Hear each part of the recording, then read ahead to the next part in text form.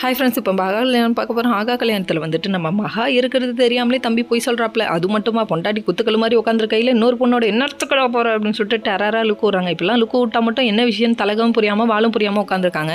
ஆஃபீஸ்க்கு என்ன இனி எப்போ வந்து அப்படின்னு சொல்லி கேட்டாங்க. இப்போ தான் கண்ணு தெரிகிறேன்னா அப்படின்னு சொல்லிட்டு சரிப்பா நான் உனக்கு டிஃபன் கொண்டு வந்தேன் அப்படின்னு சொல்கிறாங்க. அது மட்டும் இல்லைங்க, வக்கீல்கிட்ட பேசணும்னு வக்கீலை பற்றி பேசிகிட்டு இருக்காங்க. பேசினோடனே நம்ம மகாவுக்கு ஒரே குழப்பம், என்ன ஏதுன்னு முழுசாக சொல்லாமல் கடைசியில் வந்துட்டு ஆட்டோவில் ஏறி வந்துட்டாங்க.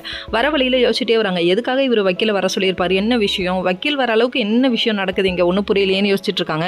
இப்போலாம் நீங்கள் யோசிக்கிற அளவுக்கு ஒன்றும் இல்லைன்னு நினைக்கிறேன். என்ன பண்ண போகிறாங்களோ தெரியல, வெயிட் பண்ணி பார்ப்போம். இன்னொரு பக்கம் பார்த்தீங்கன்னா மகா வந்துட்டு பிரபா வீட்டுக்கு, அதாவது பிரபா பார்க்கலான்னு சொல்லிட்டு அவங்க வீட்டுக்கு போகிறாங்க. போனோடனே பிரபா பார்த்துட்டு இருக்காங்க. பார்த்துட்டு இருக்கும்போது அவங்க அப்பா சொல்கிறாங்க, இதுக்கு பிறகு இங்கே வராத, வந்தால் உன் வாழ்க்கைக்கு நல்லது இல்லைன்னு சொல்லிட்டாங்க. அப்பா திடீர்னு இப்படி சொல்லிட்டாரு அப்பா அப்படின்னு சொல்லிட்டு கதறதா அழுகிறதான்னு கூட தெரியாமல் உட்காந்துருக்காங்க. அதுக்கப்புறம் நான் பார்த்துக்கிறேன்ப்பா, அதுக்காக நான் இங்கே வராமலாம் இருக்க மாட்டேன், என் தங்கச்சி லைஃப் அப்படின்னு சொல்கிறாங்க. சொன்னதுக்கப்புறமா சரின்னு சொல்லிட்டு நீ என்ன சொன்னாலும் மாற மாட்டல அப்படின்னு சொல்லிட்டு யோசிச்சுட்டு இருக்காங்க. அதுக்கப்புறம் பார்த்தீங்கன்னா அதாவது நம்ம ஐஸ்வர்யாவை காமிக்கிறாங்க. ஐஸ்வர்யா வந்து சகுனி சித்ராவை போட்டு புரட்டி படுத்துகிற பாடு இருக்கு. ஐயோ வேறு லெவலில் இருக்க காட்சியெல்லாம் மிஸ் பண்ணிடாதீங்கப்பா, இதெல்லாம் அரிய வகையை பாச்சியப்பா, எப்போயாவது தான் காமிப்பாங்க அப்படிங்கிற மாதிரி இருக்குது. அவங்க ஜூஸை போட்டு கொடுக்க இவங்க ஜூஸை குடிச்சிட்டு நீ சும்மா இருந்தால் தானே என் தங்கச்சி என்னை நோண்டுற அப்படின்னு சொல்லிட்டு இவங்க ஒரு பிளான் பண்ணிட்டாங்க. என்னன்னு பார்க்குறீங்களா, இங்கே வா உட்காரு, ஸ்கூல் பிள்ளை மாதிரி புக்கை கையில் கொடுத்து படின்னு சொல்லிட்டாங்க. கௌதம் வந்தார், கௌதமும் மாட்டிக்கிட்டாரு. கடைசியில் இதில் என்ன தெரிகிறது, ஒன்றும் தெரியவில்லையே அப்படின்னு ஆச்சரியமாக பார்க்குறாங்க. Okay friends.